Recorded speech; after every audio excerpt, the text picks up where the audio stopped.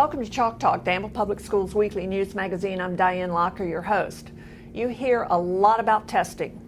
You hear it nationally, you hear it locally, you hear it on the state level. It's something that schools, administrators, teachers, parents, we're all very interested in it.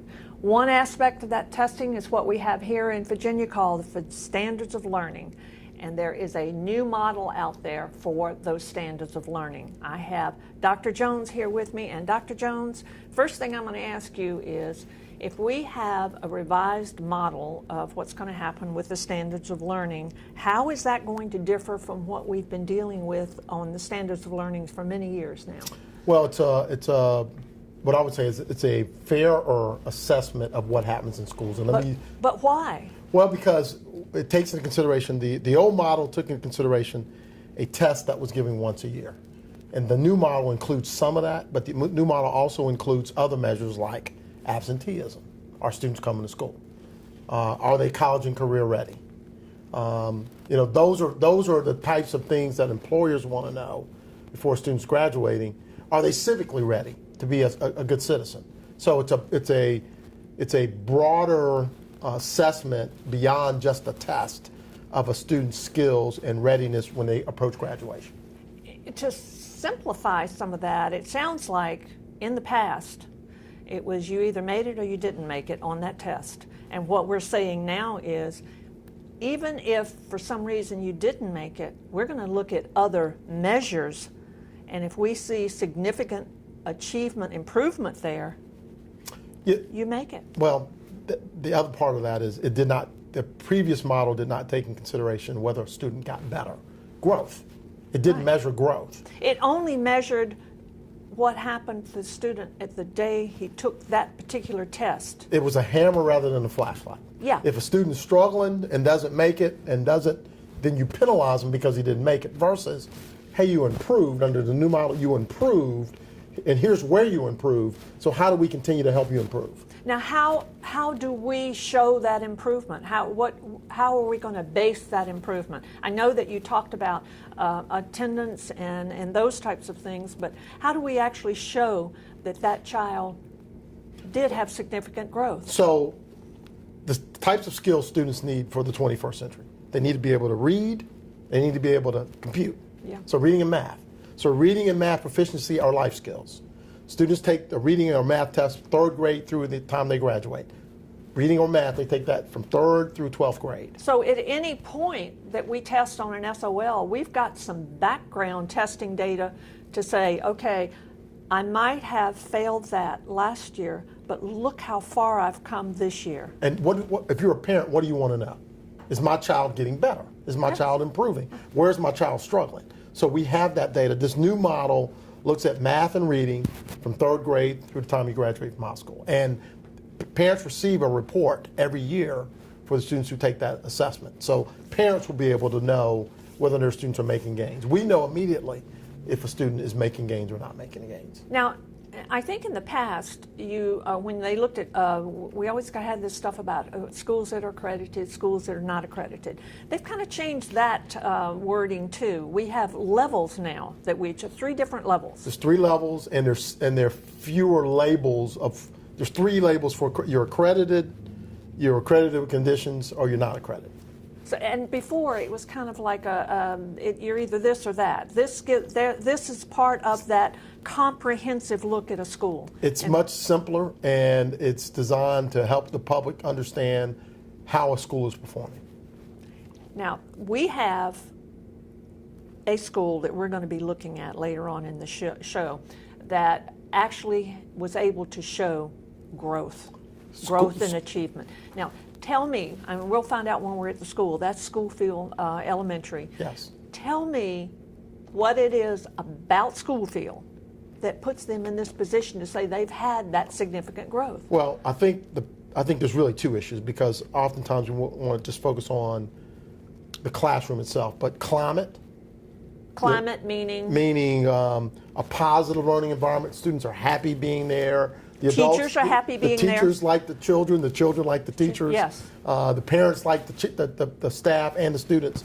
So climate is certainly a component of that. But the other part of it, the bigger component, is growth. Students, We have more students making academic gains at Schoolfield compared to other schools in the state. It had tremendous growth. Those students who improved in reading and math from one year to the next, you had significant numbers of students at Schoolfield that made significant improvement. I want to go back to something that you said, and we didn't spend much time talking about. And since this is a show that mainly goes out to the community, I think that sometimes parents and things are wondering, what can I do to help? Let's talk about absenteeism that they're actually looking at now. They're looking at the dropout rate. They're looking at absenteeism. Tell me, why is, I think it's obvious, but why is absenteeism so important? Well, it's critical. It's number one, it's a life skill. You know, for those of us who work, if you don't go to work, you don't get paid. You can't provide for your family unless you're present.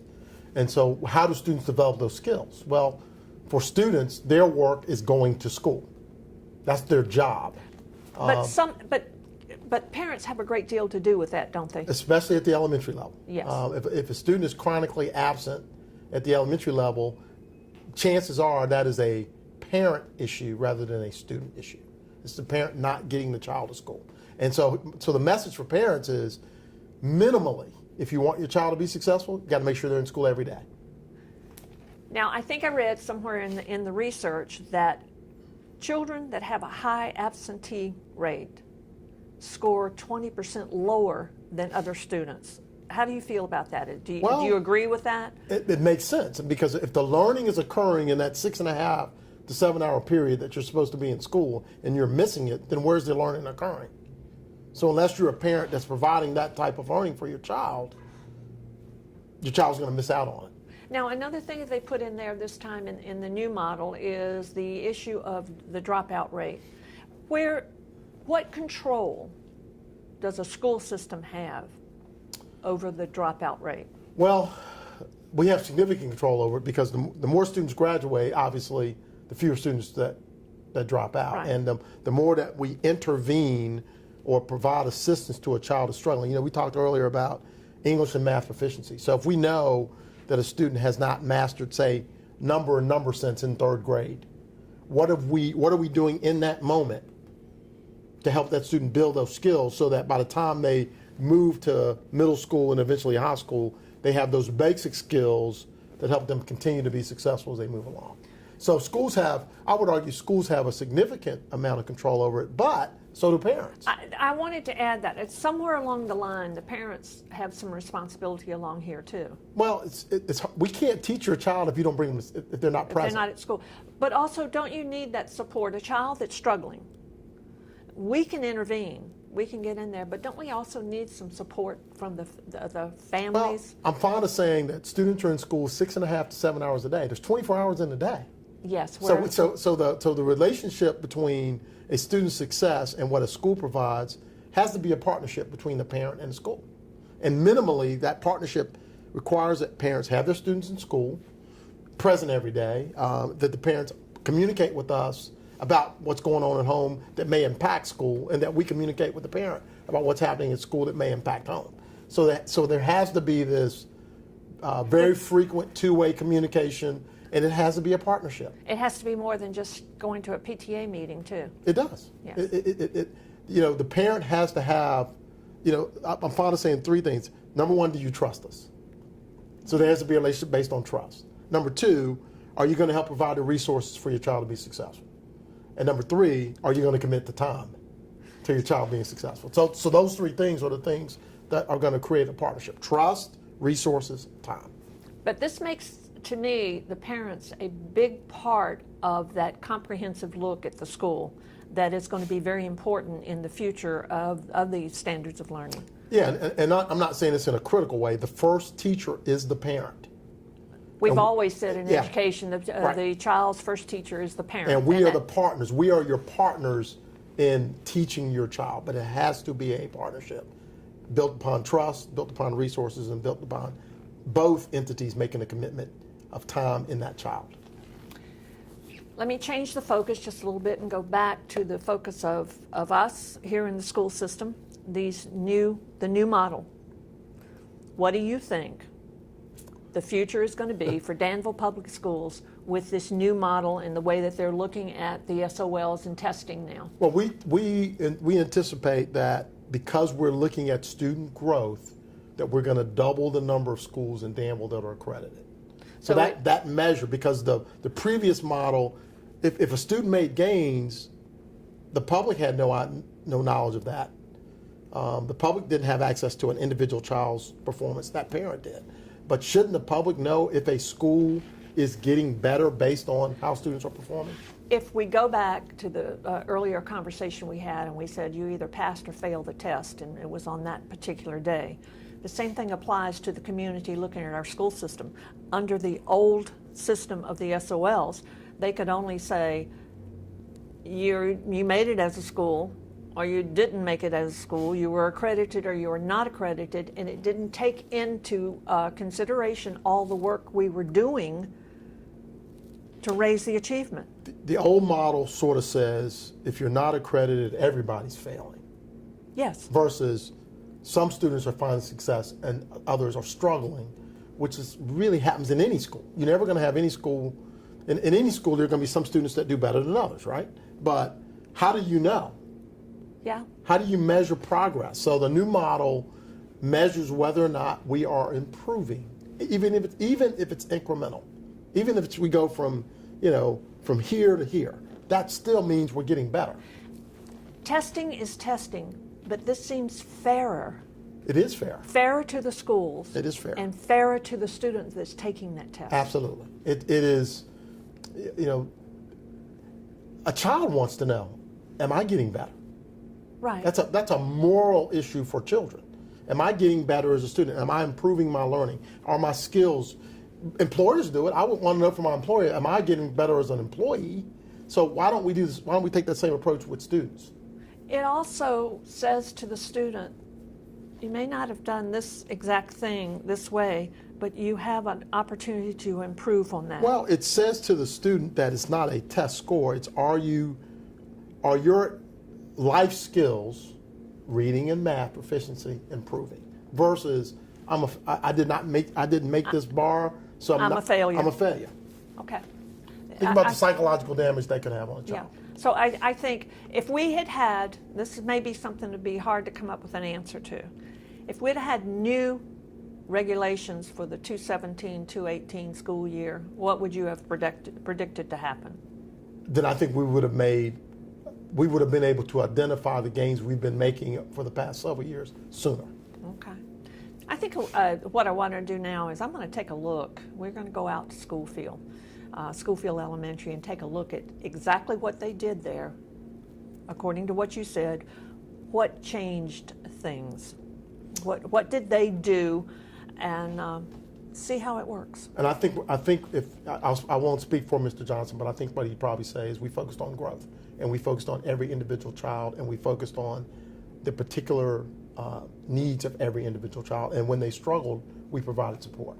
That's what it And we takes. also partnered with parents. We reached out to the community. We built relationships. We made sure that kids felt safe and comfortable and valued at school.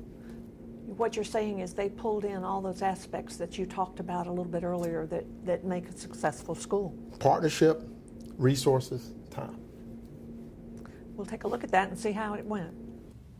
In our earlier conversation with the superintendent, he gave me the name of a school that took advantage of these new revised rules for the SOLs.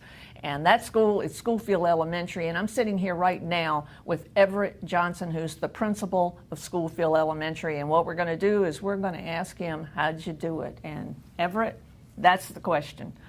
You go from not accredited to fully accredited. And the things that the superintendent said when I was talking to him about this, and the things that he felt were so strong here at Schoolfield, was your climate and your approach to closing that achievement gap. So how would you define it, what you did? I think that's right on the right line. We had to take a look at our climate and make sure that our school was an inviting environment for learning to take place, first of all. And that's with students, with parents, and with staff. Now, let me go back and say one thing about climate at this school. You've always, ever since you've been here, I think this is, what, your 5th or 6th year? Beginning my 5th year. You've done things not only here in the school, you've reached out into the community Yes. for activities. Yes. Tell me a little bit about that before we start talking about what's going on right here in the school. Actually, we built a partnership with one of our area where our students are residing, the Carter Village, and we've built a partnership where we actually have named it Taking It to the Streets. And as of tomorrow, tomorrow we'll be visiting Carter Village. We go out, But that won't be the first time you've done that. we've done this every over year. the past year. Every year, Yes. we've had this visit, and it's very, very pleasant setting for us. We load the bus with our teachers. We go over, we take books, we take pizza. Our administrative staff meet with the parents and inform parents where we are academically and our expectations for our students. And then our teachers do small group reading with our students. And when we leave them with a free book because we feel that reading is so essential. Now to tell learning. me, honestly, what is your reception when you do that, when you go over to the community? What's the reception to you coming over on the school bus? Nothing, it's like nothing you've seen before. They cheer us on. When we get off the school bus, they're out there standing, waiting for us, and they cheer us on. And they hate to see us leave when we leave because we bring them something and we leave them something when we leave. But you bring something that you can't put in a package. It's that goodwill.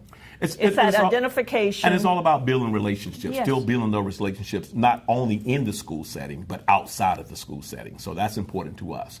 And our parents are very welcoming to us. Ms. Constance, who is the director there, is always inviting to us as well when we get there. Now, going out to the community, Mm-hmm. do you see an increase in members of the community and your parents coming into your school? Yes.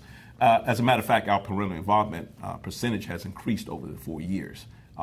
We set a goal of 80%, reaching an 80% percentile as far as parental involvement, meaning at least 4 times a year, every parent in each classroom has to be involved with their child's school.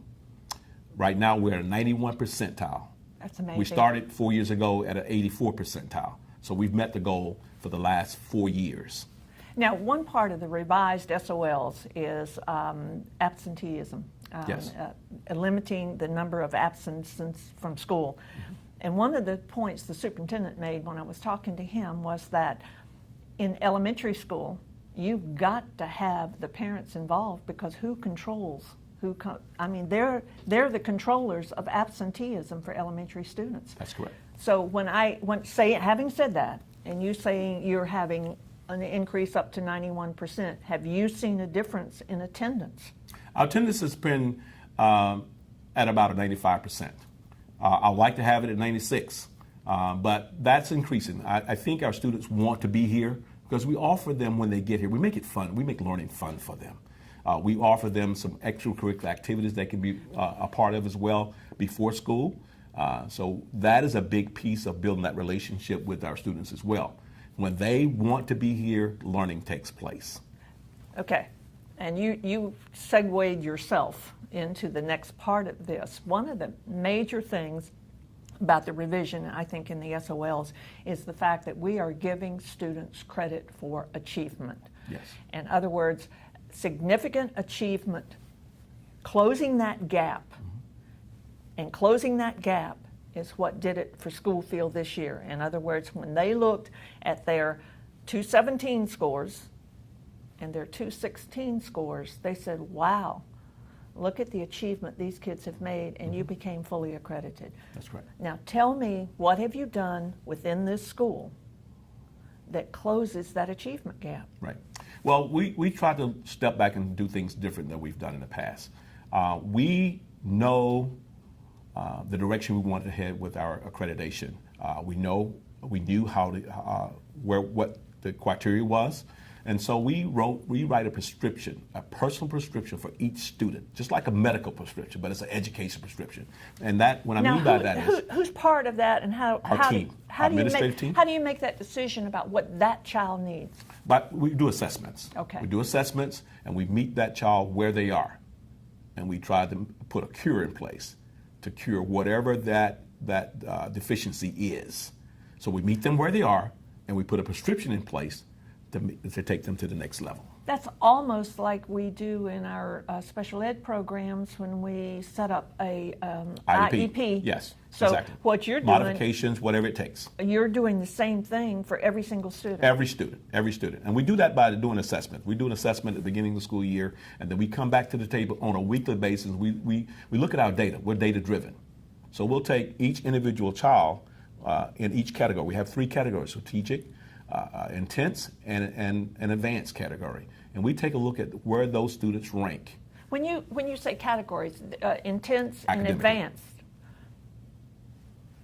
who came up with those two? Is this something that you came up with in the Well, school? one of my teachers bought it from a previous school, and we Okay. used it this past year, and it's been very beneficial to us because we look at it every week. Is that data? Now, So we when- look at students that are intense moving to the next strategic level. So we want to see movement from the bottom level to the top level, and we specifically look at where their weaknesses are. Now, I'm going to go back to an old educational term, and I think we all do it, and that's called individualizing your learning.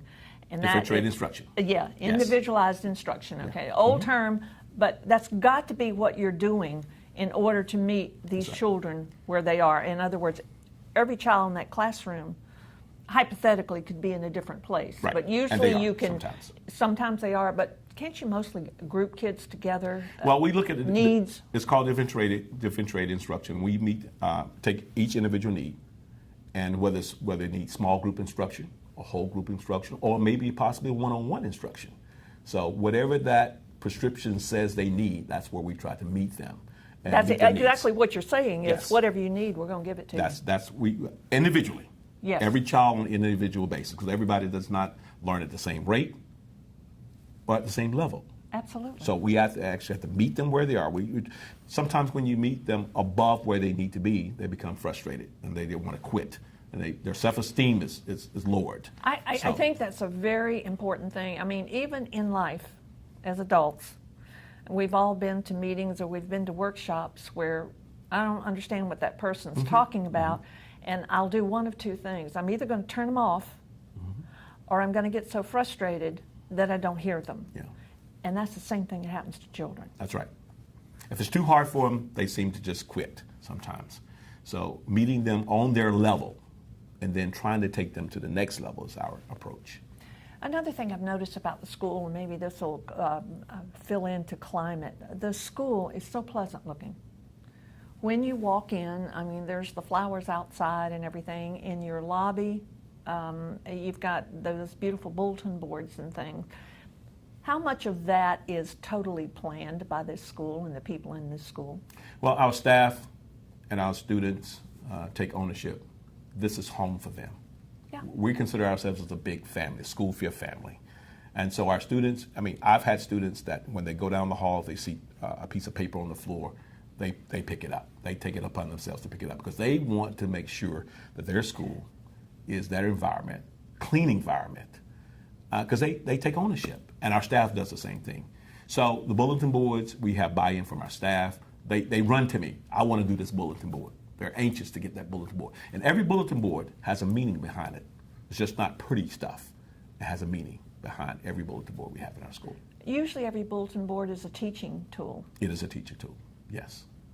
What would you, if you had to add something to what we've been talking about here, what do you think is the most important thing that you've done or your school has done? When I say you, I'm talking about Schoolfield. What's the most important thing you've done? Because actually what we're talking about here is you've gone from not making it to totally making it. What does that mean? I think data-driven, looking at the data each day, each week, making sure that our lesson plans are aligned, and what's in our lesson plans is what we deliver to our students. Meaning? If what we have in our lesson plan is not what we're teaching, then the students are not getting them. Okay. That's sort of like being on task. On task. And we have what we call a timeline as far as a pacing guide. We want to make sure we're teaching what should be taught during that particular time frame. Okay. And so we look at data, we look at the pacing guide, we look at curriculum alignment, and making sure that it's all correct, all aligned with what VDOE says we should be teaching as well, with the standards of learning. Okay. I'm going to summarize what we've been talking about here because I think it's really marvelous what's happened here. And the got to make your staff realize what a wonderful job they've done and what a wonderful job you've done. But you pay attention to what you're teaching, to who you're teaching it to, what does that individual need. Yes. You're not It's just very standing important. up in front of the class teaching. You're doing the individual needs. You're basing it on what the state wants us to do, and you've built a wonderful climate. Yes. And I want to thank you for all the things that you've done and for talking with us today. And let me shake your hand and say congratulations you. to Schoolfield Elementary. Thank you. We're excited about the opportunity. I want to thank all of you for tuning in. And I think that this is very important. We hear so much about the SOLs, about testing, about accreditation, about pass, about fail. And these new rules that the DOE have put out have been wonderful and are working for us. Thank you so much for being with us, and be sure to come back next week.